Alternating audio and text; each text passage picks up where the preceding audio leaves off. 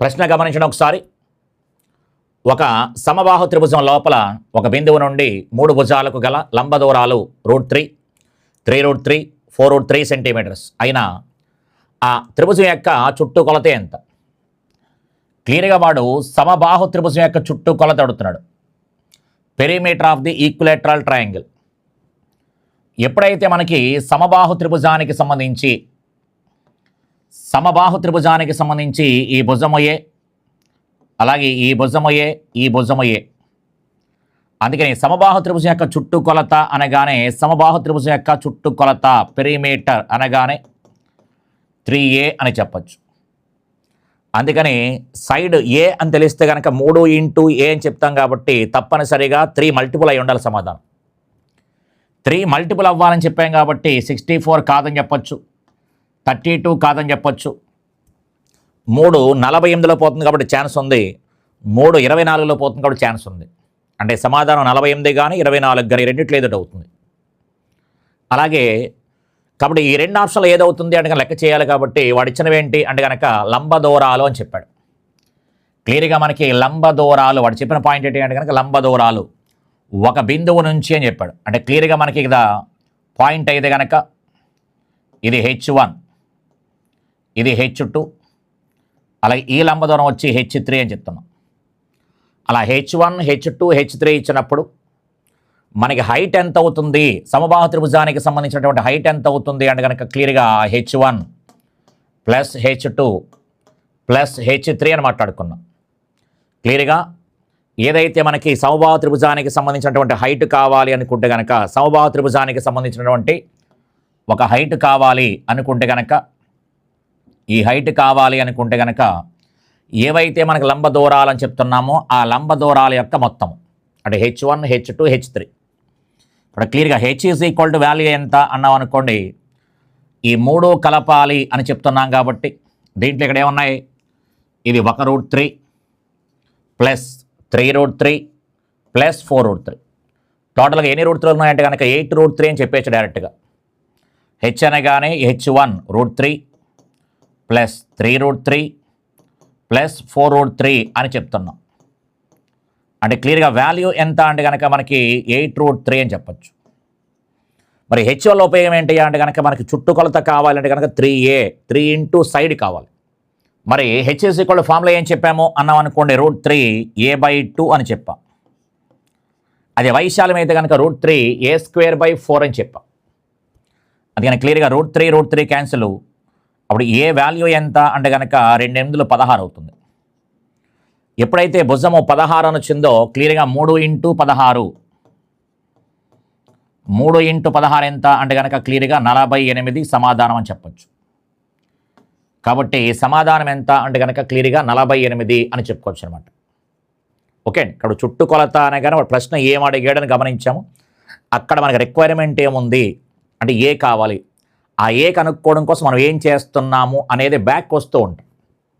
Okay, కాబట్టి క్షేత్రగణితానికి సంబంధించి కావచ్చు, రేఖాగణితానికి సంబంధించి కావచ్చు, ఆప్షన్ బేస్డ్ ఒక ఎత్తు అయితే at the same time concept, ఖచ్చితంగా కాన్సెప్టు ఏదైతే సమబాహు త్రిభుజం అన్నామో సమబాహు త్రిభుజానికి సంబంధించినటువంటి లక్షణాలు తెలిసి ఉండాలి. సమబాహు త్రిభుజానికి సంబంధించినటువంటి రేఖాగణితానికి సంబంధించిన లక్షణాలు కావచ్చు, క్షేత్రగణితానికి సంబంధించిన ఫార్ములాస్ కావచ్చు, ఖచ్చితంగా అవి మనకు రావాలి. ఓకే, క్షేత్రగణితము, రేఖాగణితము ఒకటి ధర్మాలను తెలియజేస్తే, ఒకటి వాల్యూమ్ లేదా వైశాల్యం వాటిని తెలియజేస్తూ ఉంటుంది. నెక్స్ట్ మరొక ప్రశ్న కూడా చూడండి ఒకసారి. ఒక రిజర్వాయర్ భూమి కొలతలు 15 మీటర్లు, 12 మీటర్లు. ఒక రిజర్వాయర్కి సంబంధించి భూమి కొలతలు ఉన్నాయి. ఒక తూము కొలతలు 5 సెంటీమీటర్లు, 3 సెంటీమీటర్లు. ఆ పైపు గుండా 16 మీటర్లు పర్ సెకండ్ వేగంతో నీరు ప్రవహించిన 25 నిమిషాలలో ఆ రిజర్వాయర్ నీటి ఎత్తులో పెరుగుదల ఎంత? క్లియర్గా ఒక తూము ద్వారా నీరు ప్రవహిస్తుందని చెప్పాడు. జస్ట్ సరదాగా దీన్ని తూము అనుకున్నాం అనుకోండి, ఇది ఒక పెద్ద రిజర్వాయర్ అనుకుంటే కనుక ఇది ఒక పెద్ద రిజర్వాయర్ అని సరదాగా అనుకుంటే దీని ద్వారా నీరు ప్రవహిస్తుందని చెప్పాడు. అంటే తొట్టిలాగా వేసాను, రిజర్వాయర్ని సరదాగా వేసాను అంతే.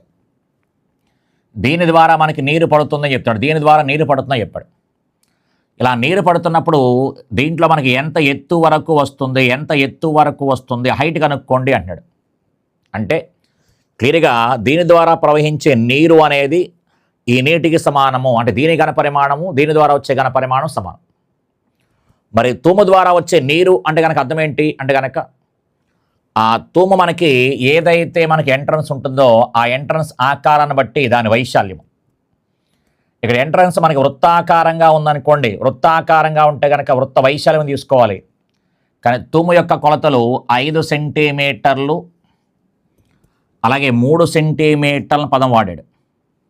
అంటే తూము అనేది వృత్తాకారం పదం కాకుండా దీర్ఘచతురస్రాన ఆకారాన్ని రిప్రజెంట్ చేసే విధంగా ఇచ్చాడు. అందుకే తూము ద్వారా వచ్చే నీరు ఎంత అంటే కనుక తూము ద్వారా ప్రవహించే నీరు, తూము ద్వారా ప్రవహించే నీరు అనగానే తూము ద్వారా ప్రవహించే నీరు అనగానే తూము ద్వారా ప్రవహించే నీరు, తూము ద్వారా ప్రవహించే నీరు అనగానే ఏం చెప్పుకోవచ్చు అంటే కనుక తూము ద్వారా ప్రవహించే నీరు అంటే కనుక ఆ తూము యొక్క ఎంట్రన్స్ భాగం ఏదైతే ఉందో దాని యొక్క వైశాల్యము ఎంట్రన్స్ భాగం ఏదైతే ఉందో దాని యొక్క వైశాల్యము, ఆ తూము ద్వారా ఎంత స్పీడ్తో వస్తుంది, స్పీడ్ నిమిషానికి ఎంత వేగంతో వస్తుంది, నిమిషానికి అది వాడు సెకండ్కి ఇచ్చాడు, సెకండ్కి ఎంత వేగంతో వస్తుంది, అలాగే ఎన్ని నిమిషాల పాటు, నిమిషాలు ఇచ్చాడు కాబట్టి ఎన్ని నిమిషాల పాటు అంటే ఎంత కాలం పాటు ప్రవహిస్తుంది. కాబట్టి తుమ్ము యొక్క వైశాల్యం ఎంత, దాని ద్వారా ఎంత వేగంతో నీరు వస్తుంది, ఎంత కాలం పాటు ప్రవహించింది. ఖచ్చితంగా మనకి ఎంత కాలం పాటు అంటే కనుక ఒక ట్యాప్ కింద మనం బింది పెట్టినా సరే ఆ బింది ఎంత కాలంలో నిండుతుంది అంటాం. అయితే అది వచ్చే స్పీడ్ని బట్టి అని చెప్పేసి అంటాం. ఆ వచ్చే స్పీడ్ని బట్టి ఏదైతే మనకి పైప్ ఉందో ఆ పైప్ కింద ఆకారం ఏదైతే ఉంటుందో సర్కిల్ ఆకారం కాబట్టి దాన్ని టార్గెట్ చేసుకొని దాని వైశాల్యము ఎంత వేగంతో వస్తుంది, ఎంత కాలం. ఇక్కడ తూము ద్వారా ప్రవహించే నీరు ఇది. ఈ నీరు దేనికి సమానము అంటే కనుక రిజర్వాయర్లో నీటికి సమానం. ఈ నీరు అంతా ఎక్కడ పడుతుంది, రిజర్వాయర్లో నీరు పడుతుంది కాబట్టి రిజర్వాయర్లో నీరు అని చెప్పొచ్చు. అంటే రిజర్వాయర్లో నీరు అంటే కనుక రిజర్వాయర్ యొక్క ఘనపరిమాణము, ఆ నీటి ఘనపరిమాణం. నీటి ఘనపరిమాణం అనగానే రిజర్వాయర్ కూడా వాడు ఎల్ ఇచ్చాడు, బి ఇచ్చాడు. హెచ్ కనుక్కోండి, ఎంత ఎత్తులో పెరుగుదలని చెప్పాడు కాబట్టి క్లియర్గా LBH అని చెప్తున్నా. కనుక్కోమన్నది హెచ్ఏ అంతే. ఆ వాల్యూస్ పట్టుకొచ్చేస్తే మనకి సమాధానం హ్యాపీగా ఎగిరిపోతుంది. క్షేత్రగణితం కానీ రేఖాగణితం కానీ ధర్మాలు తెలియాలి, ఫార్ములాస్ కూడా బాగా వచ్చి ఉండాలి. ఇంకా రెగ్యులర్గా రిపీట్ చేసే ప్రయత్నం చేయండి. వైశాల్యం అనగానే తూము అనేది మనకి దీర్ఘచతురస్రాకార రూపంలో ఇచ్చాడు కాబట్టి 5 సెంటీమీటర్లు 3 సెంటీమీటర్లు కంప్లీట్గా సెంటీమీటర్లో కనిపిస్తుంది.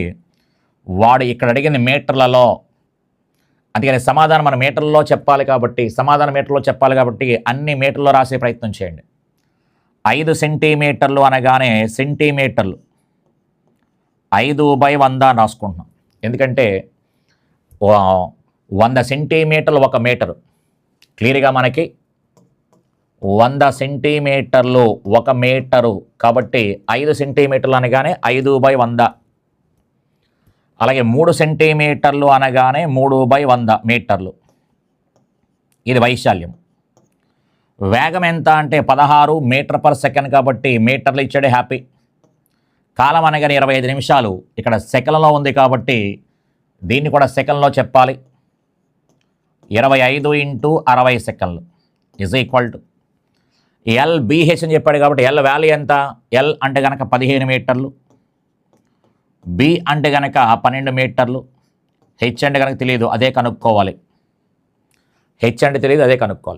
అంతే సింపుల్గా ఇదంతా మనం సాల్వ్ చేసుకుంటే కనుక సమాధానం అయిపోతుంది. చూడండి ఒకసారి, మనకి ఎక్కడైనా పోయే ఛాన్స్ ఉంటే కనుక క్యాన్సిల్ చేసేసుకోండి. ఏదైనా మనకి పోతుంది అంటే కనుక 25 అనేది 100లో మనకి ఎన్నిసార్లు పోతుంది, 4 సార్లు పోతుంది.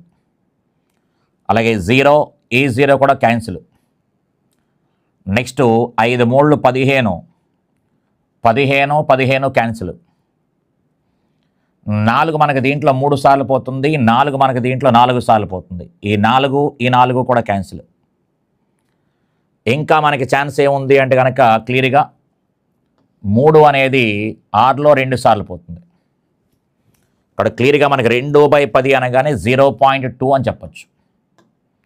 2/10 అనగానే 0.2 metres. H is equal to 0.2 metres అని చెప్పొచ్చు.